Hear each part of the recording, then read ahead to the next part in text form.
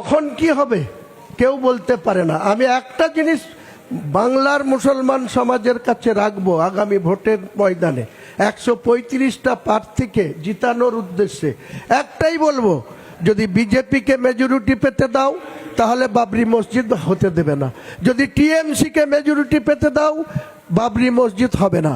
কাজেই আমাকে 90 থেকে 100টা আসন দাও, আমি তোমাদের বাবরি মসজিদ করে দেখাবো। তখন দেখবেন 294 এর রিমোট কন্ট্রোল কার হাতে থাকে।